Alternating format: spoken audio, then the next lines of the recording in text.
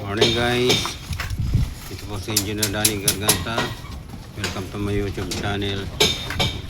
Pakikita ko po muli ang buhay construction.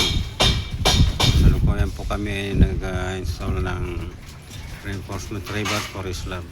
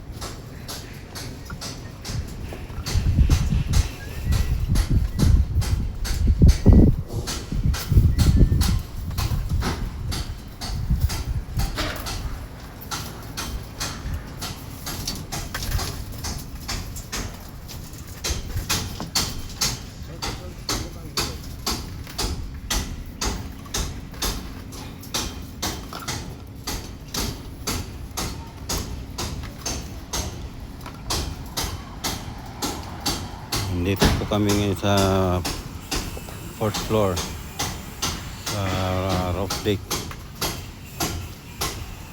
Ito po makikita po ninyo paano pag-arrange ng aming nilatag na reinforcement rebars ng slab.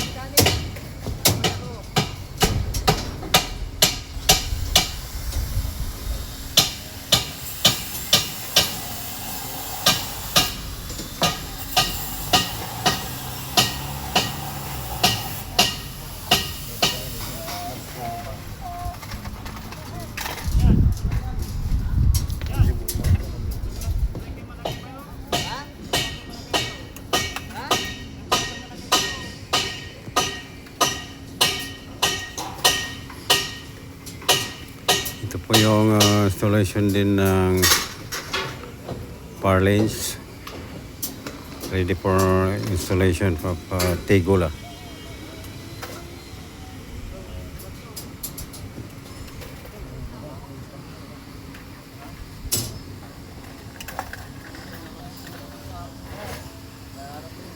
Kasalukuyan po nandito ako sa rooftop. Natatanaw po natin ang mga kapitbahay.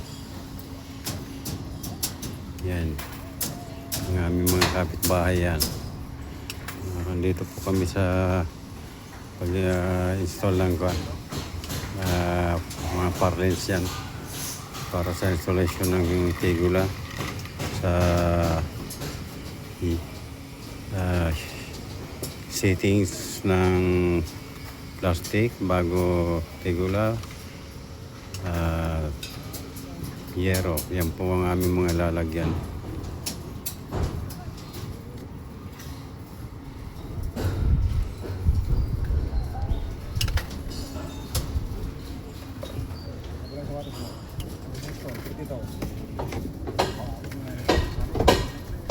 Ito naman po yung sa slab namin sa roof deck.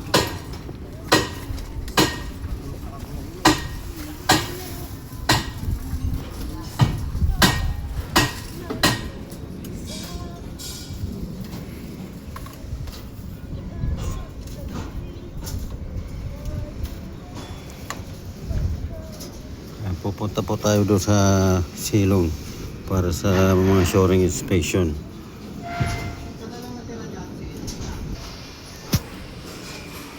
Okay.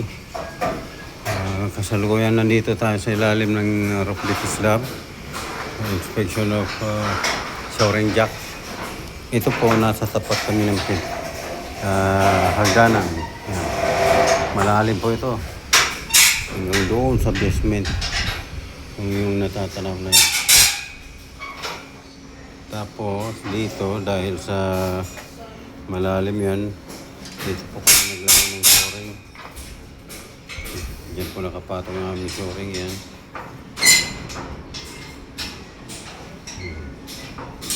Nasa tapat kami ng butas.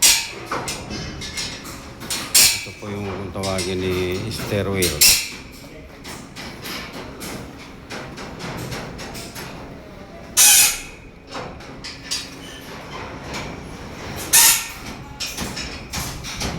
Yan po yung mga joist ng slab aloma joist.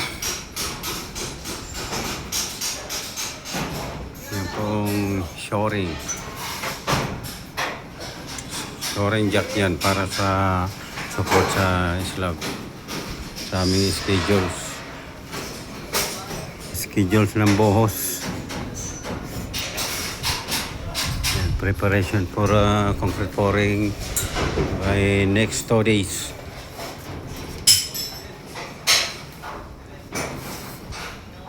Yan po.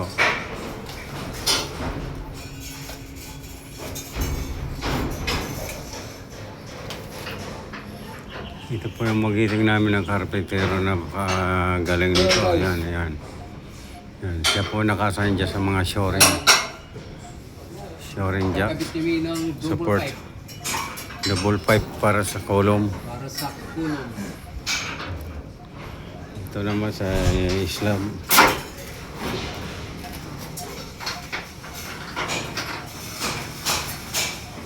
Each frame and then shoring jack.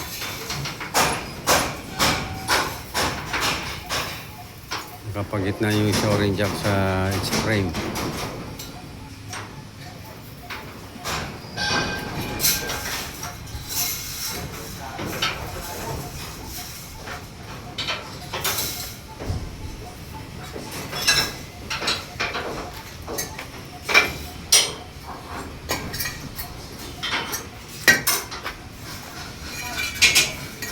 Preparation for double pipe para sa mga beams.